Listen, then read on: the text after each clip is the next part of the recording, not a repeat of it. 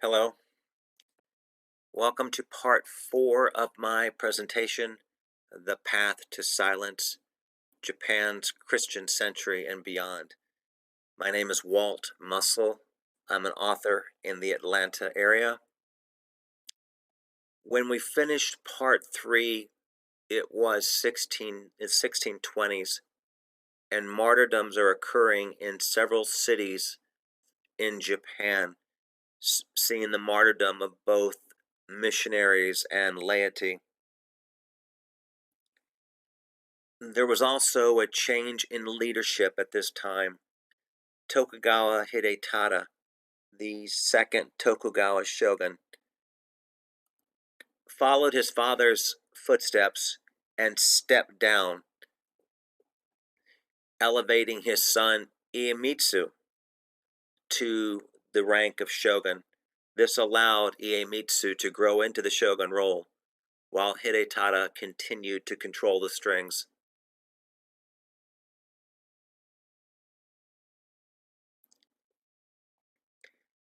The government was focused on maintaining trade as much as it was focused on stamping out Christianity. With regards to trade, the Portuguese were still coming into Nagasaki, and they were constricted to Nagasaki.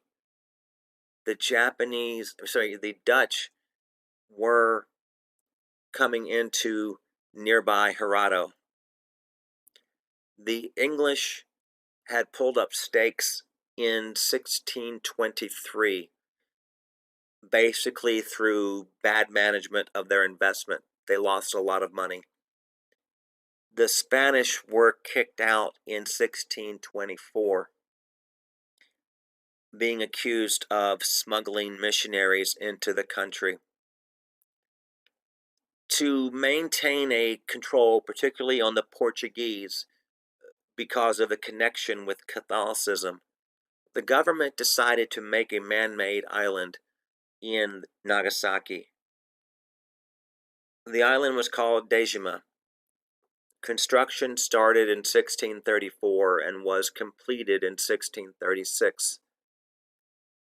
Dejima is fan-shaped, or what was fan-shaped. Erosion's taken a bit out of it since that time period. But it was fan-shaped and about 2.2 acres. 2.2 acres is roughly 1.7 football fields, if you include the end zones, or maybe 1.5 soccer pitches. But from Dejima, the Japanese government felt that they could control the Portuguese. With Christianity, in 1629, they introduced the fumie. Fumie comes from two Japanese words, the verb fumu, which means to step on, and e, which means picture. They would throw a picture of Jesus on the cross or the Virgin Mary in front of someone and tell them to step on it. If the person stepped on it immediately, they weren't Christian. If they did not, they were Christian. If they hesitated, they were possibly Christian, and it required more investigation. I've got here 1628, just one note, because one of my sources does say 1628. But once they had someone that needed to be interrogated, they could take them to sulfur pools. Then they would take ladles with holes in them and allow the sulfur water, the boiling water, to drip down their backs, scalding them. Then they could throw them off the cliff into the pool itself. They could put them on crosses and put them at sea, let the tide come in, And they would set them just so it wouldn't take one, but more than one tide coming in before they would finally die. In 1633, the Japanese government introduced the most diabolical of the tortures that they developed, the pit. In the pit,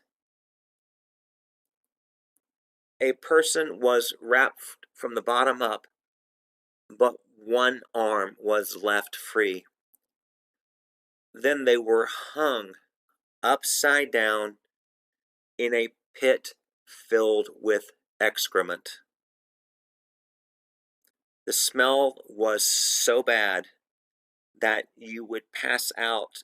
Someone being tortured would pass out or choke almost immediately. So they would cut ruts into the forehead to allow people to be able, they would bleed, and this allowed people to breathe. And in that position, they would last 1 to 2 days before they died. Some people could last as long as 7 days.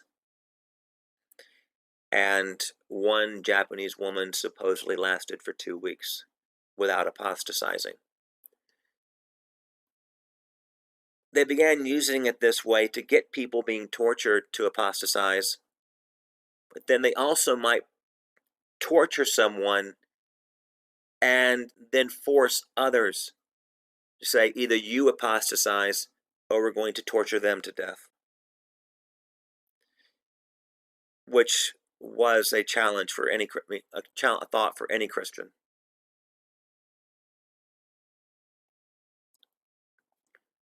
The whole purpose was to drive the faith underground. In the 1630s, the government introduced 2 edicts, though some books will tell you 3. But I'm going to go with 2 here. And the first one came out in 1635. It was called the Sakoku, or Closed Country Edict. The Sakoku Edict had 17 points, many of them dealing with controlling trade, controlling pricing even. But some of the other points were the Japanese would inspect Portuguese ships for priest and Christian contraband, and the government began offering rewards for missionaries. When books cite the edict for 1633, this is usually what they're alluding to, and that's why I have an asterisk, but it was codified in 1635. Any Westerners caught teaching the faith of the Padres were subject to imprisonment. And Japanese people were forbidden from leaving for foreign countries, and for returning, and they weren't allowed to return if they did, under penalty of death. The situation in Japan by this time created something of a, I always pronounce the word wrong, diaspora, where Christians are fleeing Japan to avoid persecution, going to places like Manila and Macau. The government didn't want those in Japan running away, but they also didn't want those who had successfully fled to ever come back.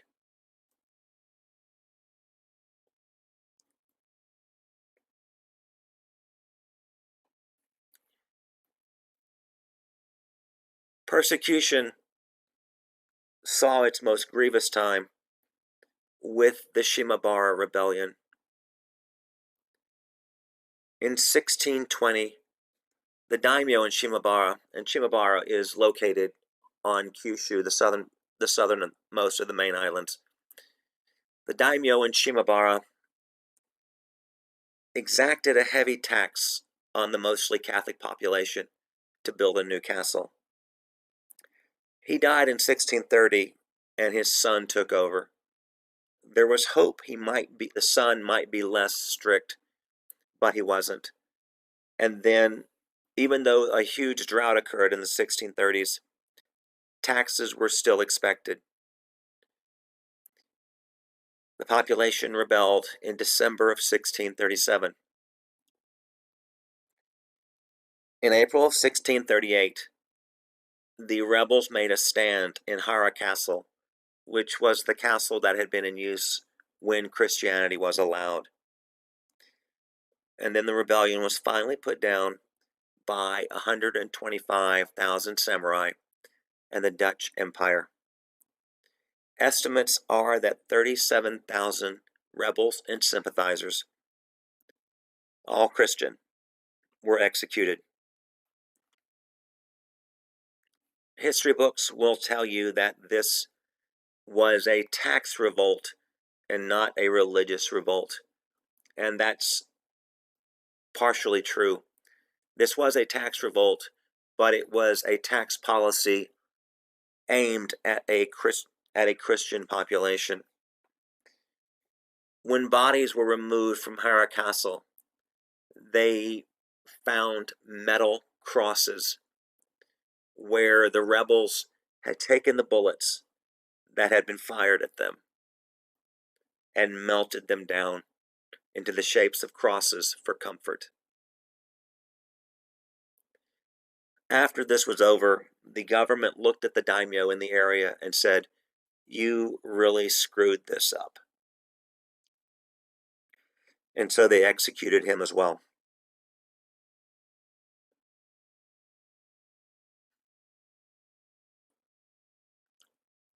Under suspicion of having helped the rebels in Shimabara and possibly hiding missionaries elsewhere, Iemitsu kicked the Portuguese off Dejima, where they'd moved to in 1636, and out of Japan. This happened in 1639 with the second edict I mentioned. Portuguese who approached Japan would be executed and their ships destroyed. The edict prohibited Dutch, Chinese, and Japanese ships from allowing missionaries to board at sea and approach Japan. And then the government published a sort of a manga-like, a comic-like portrayal of priests called the Christian Tales, and in it the priests were thin figures with goblin faces.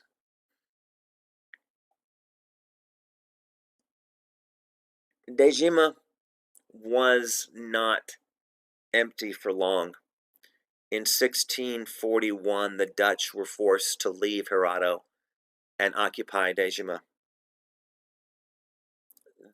The reasons given: Nagasaki was a richer economy and the move of the Dutch was needed to support Nagasaki. The government also thought that with Dejima being a man-made island, they could control the Dutch and monitor what was going on. But also in Hirado, the Dutch had constructed 2 stone warehouses, and in line with the European Convention had put the dates of completion on the warehouses. The dates were Christian dates, Christian years, and this was seen as a Christian influence.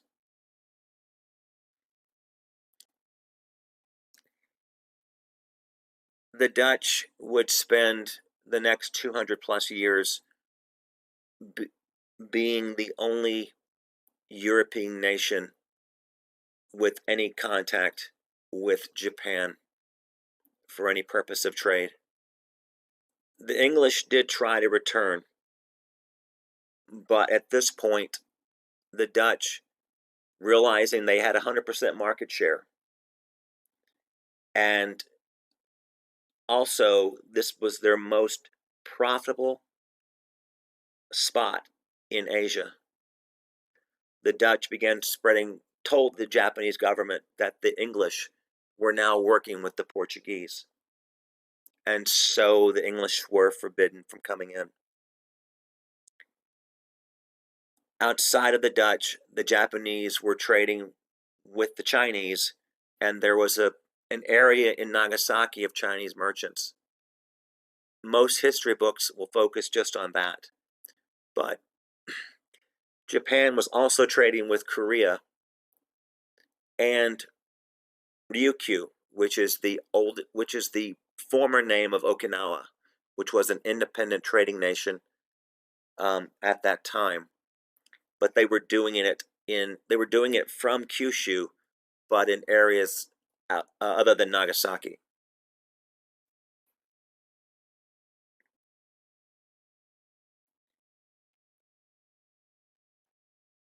The 1630s also provided the Japanese government with the PR boon they had sought the most.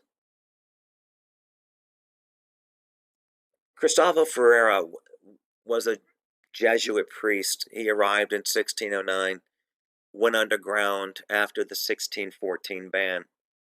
He eventually became head of the Jesuit order. He was captured in 1633 and hung in the pit, and he apostatized. After a while, Father Ferreira began working with the Japanese government, monitoring for Christian contraband and interrogating prisoners. In 1642, the Father Visitor from Macau arrived in Japan. Ferreira was part of the investigation, and the Father Visitor was tortured and killed. In 1643, a group of 10 missionaries went, including a Father Giuseppe Chiara. Chiara and possibly all 10 recanted, and Chiara took on a role similar to Father Ferreira, hunting for contraband and participating in interrogations. This is why I call my presentation, this story is why I call my presentation, The Path to Silence. In Endo Shusaku's book, Silence, the church has heard stories of a missionary in Japan who has apostatized. And 2 of his former students from when the missionary was a professor seek permission to sneak into Japan and to find out the truth.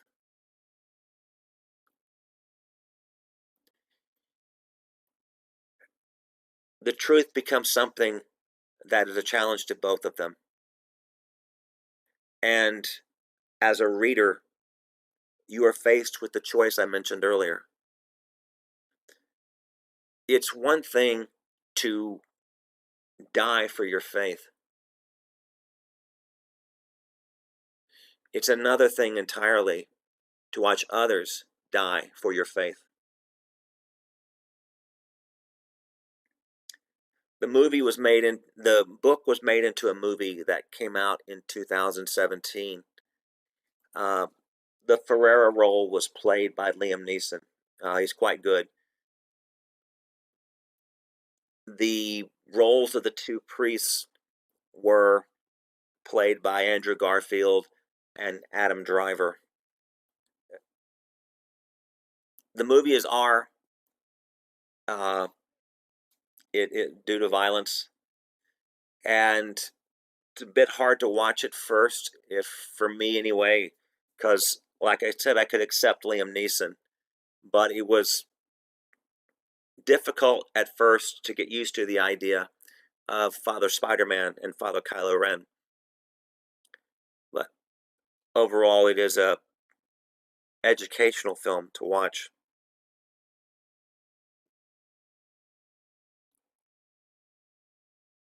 And so what you have here in the 1630s, early 1640s, you've had a massive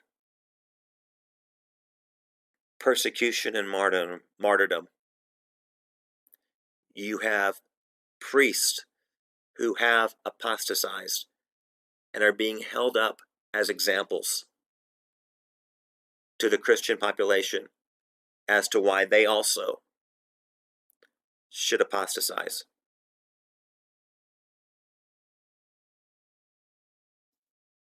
In the final part, I will tell you what happened.